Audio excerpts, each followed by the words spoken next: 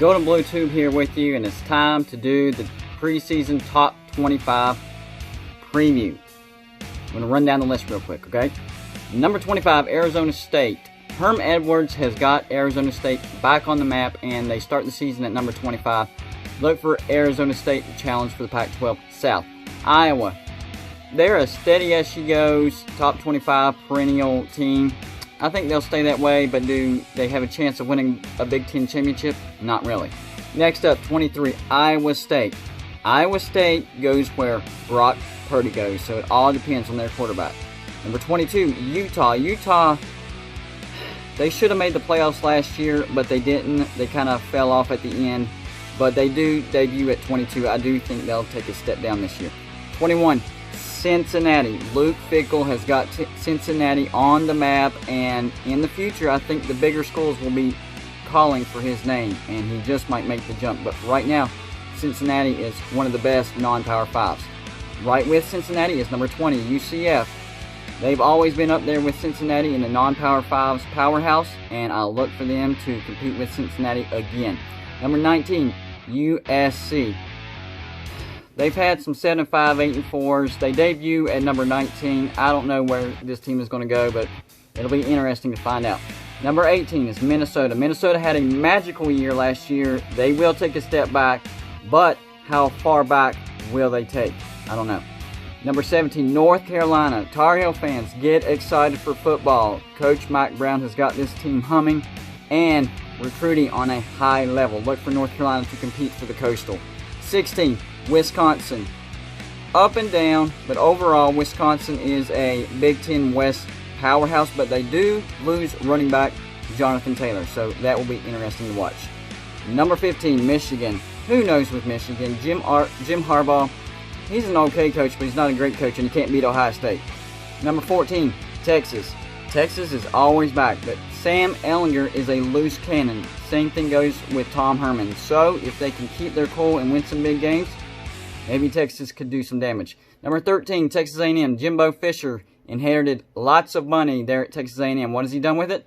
Not much. Let's see what he does this year.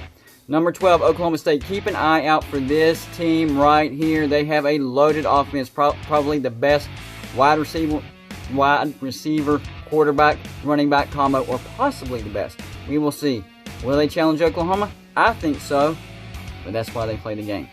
Number 11, Notre Dame. All Notre Dame has to do is go undefeated or have one loss and they're in the playoffs. Can they do it? They have a great coach. Let's see if they can back it up. Number 10, Auburn. Bo Nix surprised everybody, and look for him to continue to excel and have Auburn in the conversation of the playoffs towards the end of the year. Number 9, Florida. Could this be the year that Florida overthrows Georgia and wins the SEC East?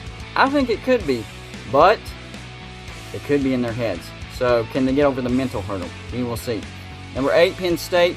If it wasn't for Ohio State, Penn State would be dominating the Big Ten, but they do have to contend with Ohio State. Will Ohio State block them from getting into the playoffs? That will be interesting to watch. Number 7, Oklahoma. This year, they do have an Oklahoma State team to contend with for the Big 12. They have dominated the Big 12, but look for the Pokes to give these Sooners a run for their money. Number 7, Oklahoma. Number 6, Oregon. The Pac-12's hopes and dreams of the playoffs comes down to Oregon. They are loaded. They have a decent schedule, so I think they can do it, but one slip-up, and the Pac-12 could be out.